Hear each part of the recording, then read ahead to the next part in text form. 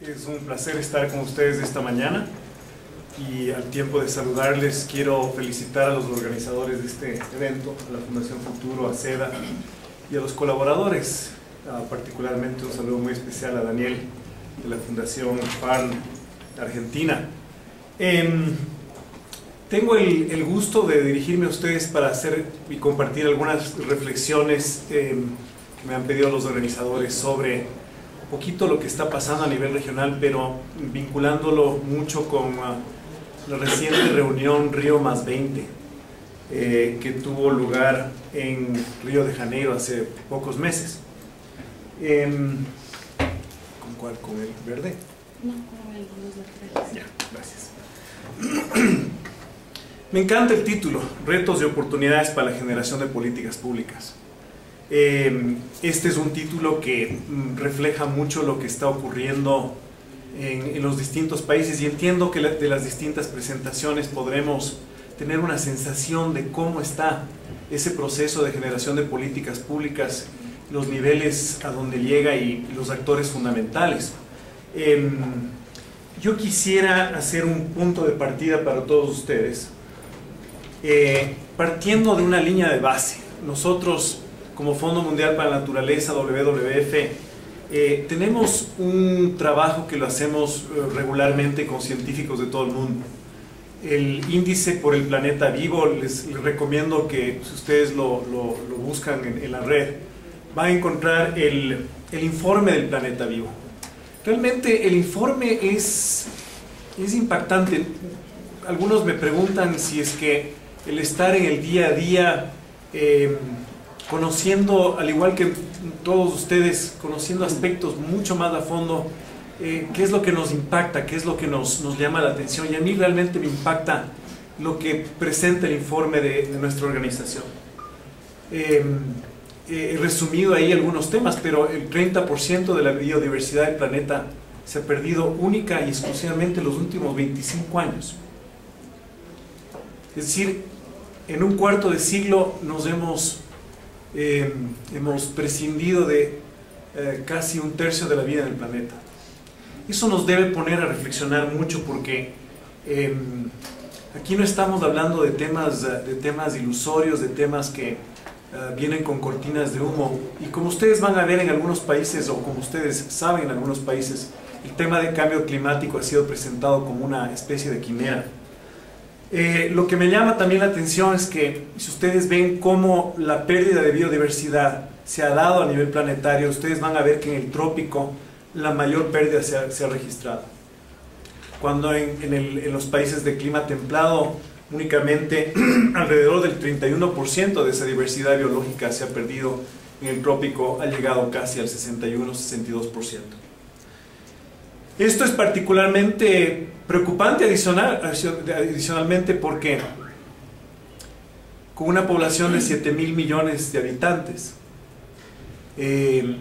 estamos hablando de que esa población para el 2050 va a llegar a 9.000 millones.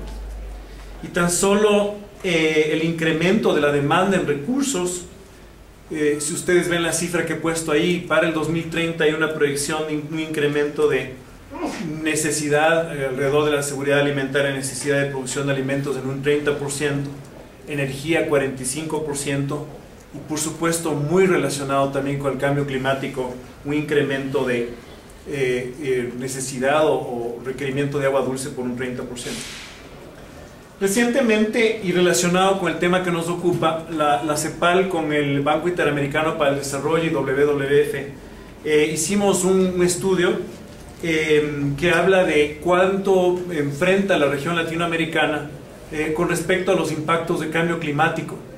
Y para ustedes he rescatado unas 2 o 3 cifras. Por ejemplo, esto que es seguro, esto no es una proyección segura si seguimos los patrones actuales y que están afectando los recursos.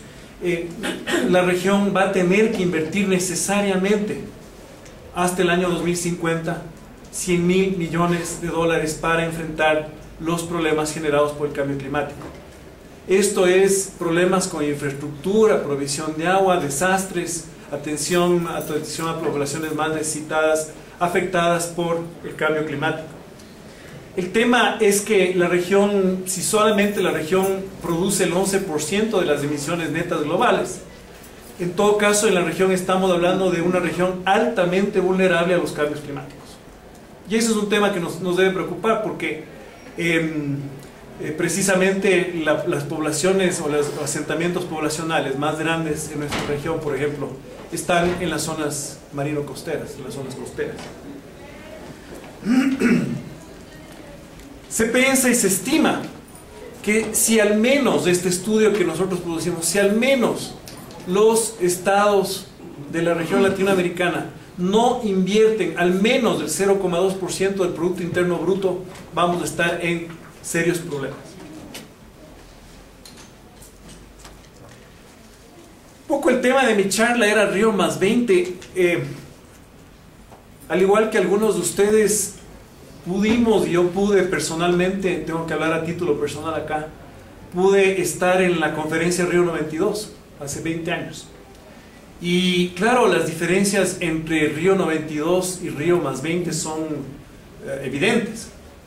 Quizás la que más nos debería llamar la atención es que en Río 92 hubo convenios jurídicamente vinculantes para los países. Tenemos la Convención de Cambio Climático, la Convención Marco de Cambio Climático, la Convención de Biodiversidad, la Agenda 21, la Declaración de Bosques, en fin, una serie de documentos, de instrumentos que en su momento fueron ratificados por los países y que entraron en rigor, en fuerza, y que fueron y se convirtieron en leyes de esos países. Recuerdo que el Ecuador fue el tercer país en el mundo en el año 93 en ratificar la Convención de Biodiversidad y la de Cambio Climático en el año, poquitos meses después, lo cual nos hizo muy optimistas.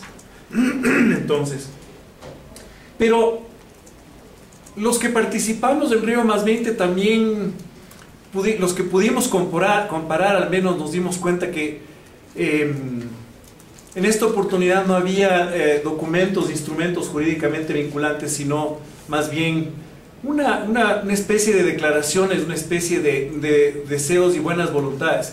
Recuerden que cuando ocurría Río más 20 estaba reuniéndose el G20. Y al reunirse el G20, los principales líderes del mundo que debían haber estado en Río más 20 estaban hablando de cómo rescatarle a Grecia. Y estaban decidiendo en ese instante cómo invertir cerca de 30 billones para que, y la Comunidad Europea, 30 billones para que no haya una hecatombe económica que se sigue viviendo en Grecia, en España y otros países de la Unión Europea. Pero al tiempo que ocurría eso en Río más 20, la gente hablando de la necesidad de recursos financieros nuevos y adicionales, etc. Pero yo diría en un ambiente de vacío. Es así que de Río más 20 surgió una declaración. Les recomiendo que se metan y la busquen, la vean si les interesa, sientan un poco la temperatura de esa declaración. Se llama El futuro que queremos. Algunos dijimos de pronto el futuro que no queremos, con respecto al proceso político que llevó a eso. Pero son 280 y pico de párrafos absolutamente declarativos. Yo creo que por lo menos con respecto al tema de cambio climático sí se lo presentó como un gran reto, pero ya les voy a enseñar algunas cosas. Se habló de los países más vulnerables al cambio climático. En fin, hay unos 4 o 5 párrafos que hablan de una reafirmación inclusive mucho más pobre de lo que aparece en la misma Agenda 21, en la Convención. En fin, realmente los que siguen de cerca las negociaciones internacionales se darán cuenta que el futuro que queremos, el documento en sí mismo no necesariamente, o más bien reflejó realmente una posición muy pobre según mi criterio. También se habló de la economía verde. Ese propuesto por Naciones Unidas quiso ser el tema central. He puesto ahí algunos 2 o 3 temas, el tema de la economía verde y toda una explicación, y se habla mucho de las economías verdes, no como la única panacea, sino como aquellas que nos van a ayudar a llegar al desarrollo sostenible o sustentable. Se pensaba que los 3 ejes del desarrollo sostenible, el ambiental, el social y el económico, debían haber sido desarrollados de manera similar, en un balance, y y se pensaba que el económico no fue suficientemente desarrollado y por eso se le dio tanto énfasis a esto de las economías verdes o la economía verde. Sin embargo, es importante destacar para ustedes que eso no reemplaza, y eso lo aclaró muchas veces Naciones Unidas y los promotores, no reemplaza ni las propuestas de desarrollo sostenible, ni los objetivos del milenio,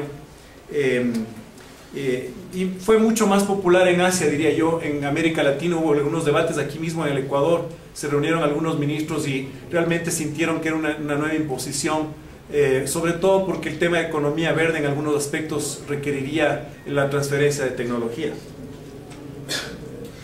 Ahí les puse unas 2 o 3 frases que logré rescatar del futuro que queremos. Ustedes ven que son absolutamente declarativas, pero si ustedes ven todo el documento es así. Son 283 párrafos de todo lo que a ustedes se les puede ocurrir. Y algunos de los que estuvieron en la negociación, aquí veo unas 2 o 3 caras que estuvieron ahí presentes, recordarán que esta fue ya un intento desesperado de Brasil porque no se les caiga la cumbre, y eliminó todo lo que estaba en paréntesis, en brackets, es decir, todo lo que tenía controversia o tenía posiciones distintas de los países, le dejó en un lenguaje neutro. Fue una declaración. Este es el tipo de lenguaje que ustedes van a ver en el futuro que queremos. No era una discusión y no era un momento para hablar específicamente del cambio climático. Río+20 buscaba hacer una reflexión sobre el desarrollo sostenible y cómo ha venido implementándose durante los últimos 20 años. No era el primer ejercicio de análisis, no era el primer ejercicio de reflexión. Hubo Río+5, Río+10 y finalmente Río+20. Y en todos esos momentos se marcó distintos aspectos en la negociación y la discusión.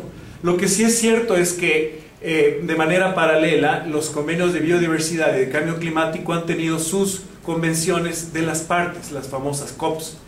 Es decir, que cuando salía en algún momento la discusión, y eso ha sido una tendencia en Naciones Unidas, cuando sale, por ejemplo, en un foro que no es necesariamente cambio climático, el tema de cambio climático, dice no, eso tiene que ser discutido en la COP de cambio climático. Y ese para nosotros ha sido un problema, porque la transversalidad, que seguramente Daniel lo va a tocar en cuanto a la formulación de políticas, es un tema fundamental en la construcción de políticas de cambio climático.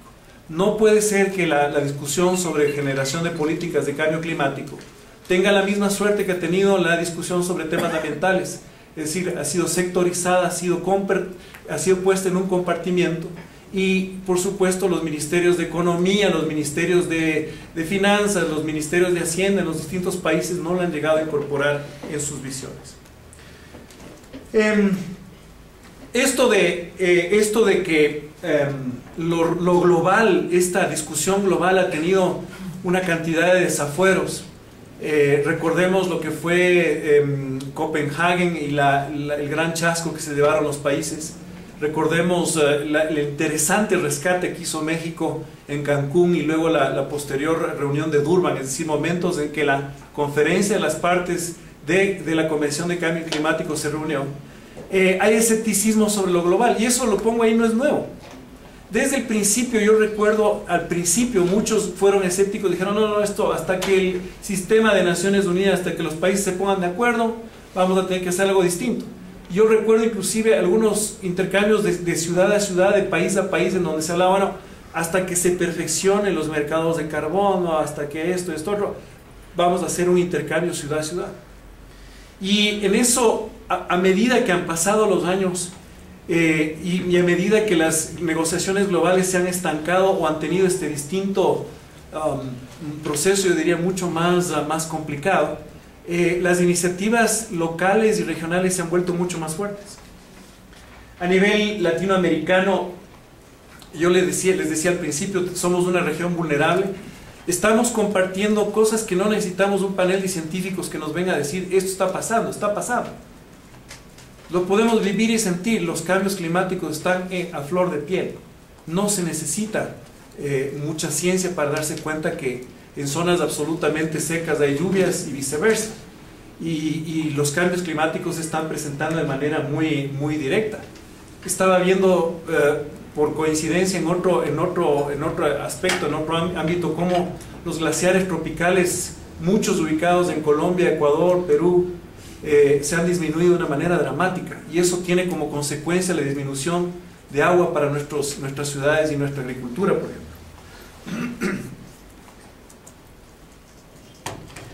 He traído para ustedes, yo sé que el seminario va a hablar mucho de la construcción general, no me voy a meter mucho, pero he traído algunos ejemplos, y algunos ejemplos en los que afortunadamente he tenido la suerte, el gusto de participar, conocer, entender, estudiar. México me llama mucho la atención a mí.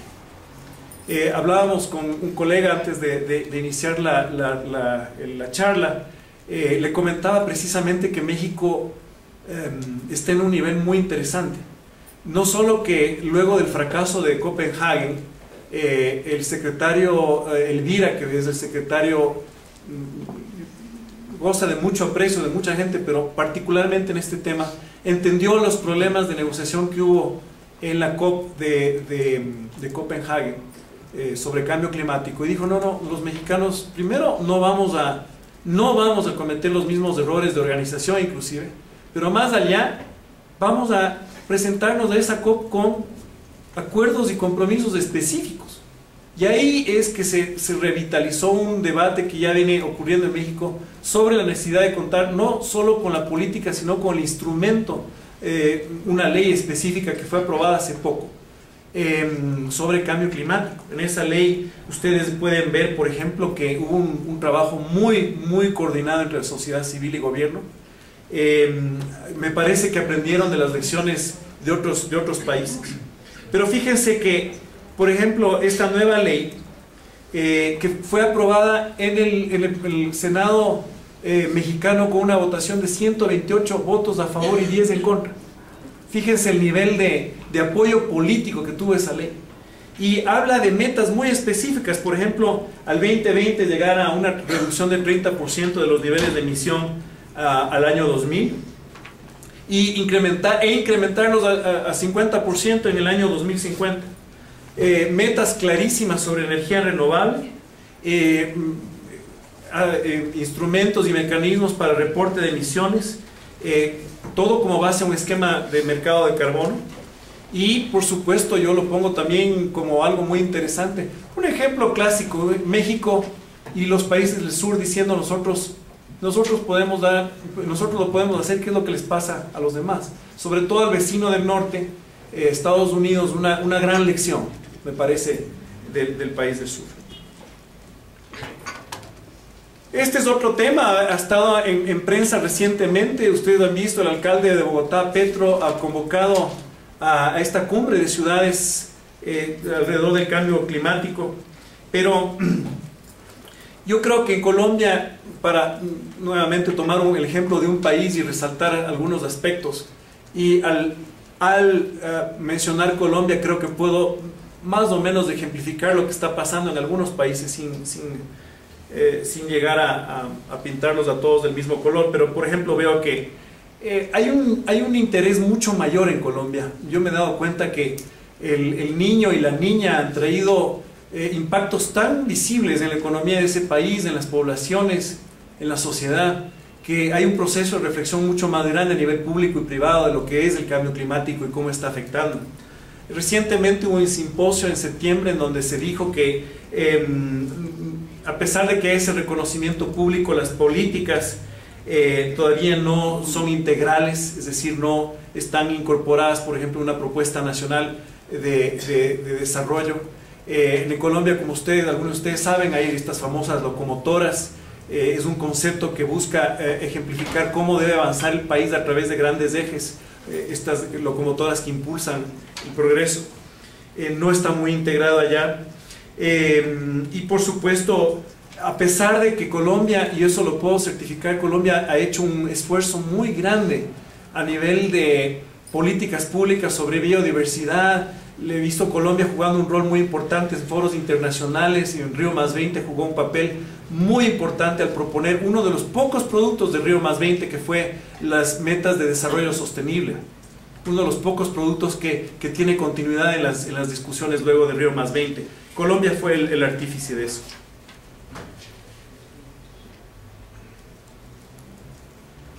En general, y yo entiendo que otros colegas van a hablar, ustedes van a ver que en Perú, Brasil, Argentina, Chile, más o menos hay una...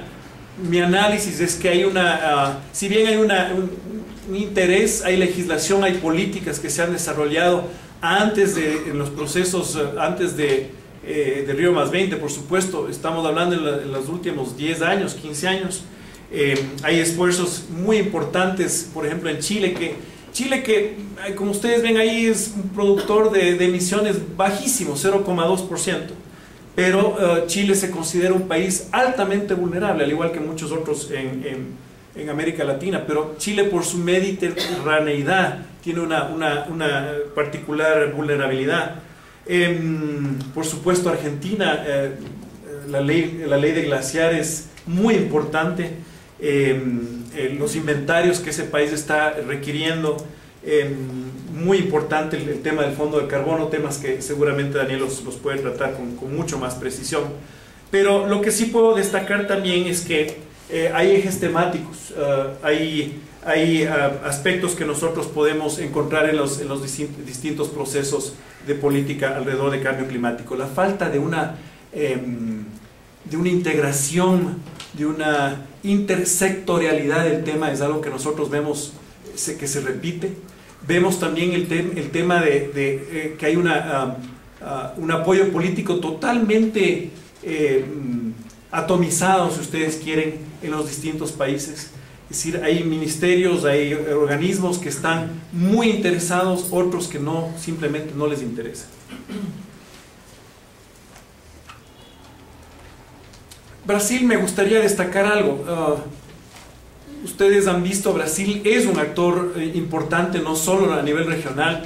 Brasil se ha convertido y es un actor a nivel global, no solo por ser parte de los denominados BRICS, Brasil, Rusia, India, China, pero también alrededor de estos grupos que se los denomina BASICs o BASICs, en donde también están Sudáfrica.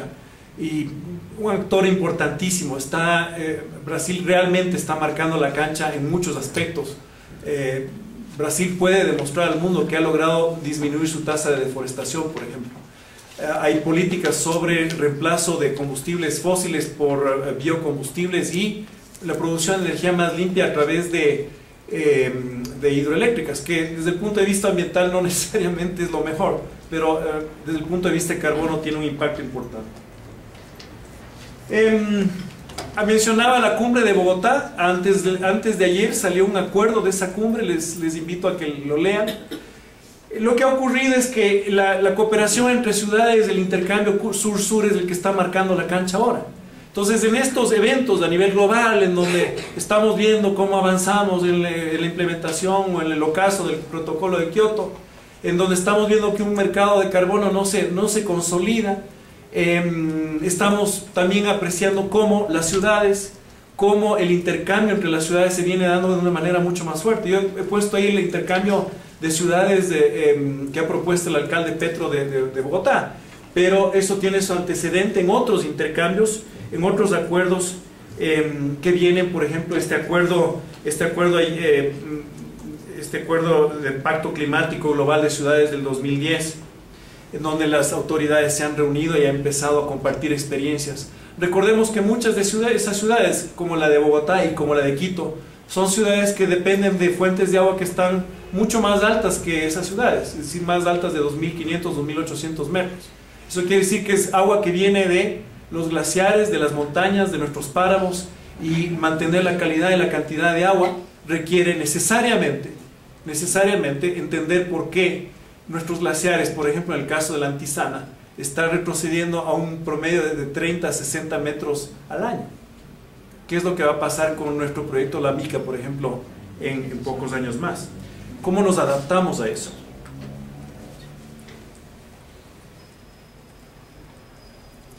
Voy a terminar aquí, Vero, para hacer honor al tiempo que me has dado, y volviendo a la premisa con la que arranqué este informe del planeta vivo, ¿cómo regresamos a un planeta? Yo creo que esa es la preocupación que nosotros tenemos, la preocupación que yo tengo aquí adentro. Podemos rompernos las vestiduras, atender ríos +20 y esto otro, pero La verdad de las verdades es que en este momento, en este instante de la vida, nos estamos comiendo un planeta y medio. Yo que participé en Río 92, recuerdo que entonces decíamos, estamos llegando a sobrepasar la carga del planeta. Es decir, en Río ya advertíamos que la humanidad estaba yendo a consumir más de lo que el planeta puede producir. Ya estamos ahí. Entonces, yo entiendo, y esfuerzos como este taller buscan que pensemos maneras no solo creativas, sino maneras viables de construir políticas que vayan más allá de un gobierno. Porque la realidad nos dice otra cosa. La otra cosa, si ustedes tienen el tiempo, abran la presentación del presidente José Mujica, que hizo en Río +20, les recomiendo. No, realmente una presentación inspiradora. Muchos presidentes hicieron buenas presentaciones, pero la de Mujica realmente nos puso los pelos de punta. Y realmente él habla de que si vamos a tener un planeta de 7.000 millones y 9.000 millones en el 2050, con el modelo actual de consumismo, este planeta no da para más ahorita, peor a la vuelta de la esquina. Él habla de que, fíjense lo que dice Mujica, él habla de la felicidad, él habla de valores mucho más profundos. Es evidente que el rol de las ciudades y de los países y los intercambios sur-sur se vuelven mucho más importantes y evidentes. Y por supuesto, si bien estos intercambios nos dan alternativas y nos dan temas muy específicos sobre los que podemos construir y elaborar, no podemos descuidar que el cambio climático es una situación global y la situación global requiere soluciones globales también, así es que no hay que perder el ojo de la importancia de ver que la Convención de Cambio Climático pueda finalmente ser eficiente. Les agradezco mucho por su atención.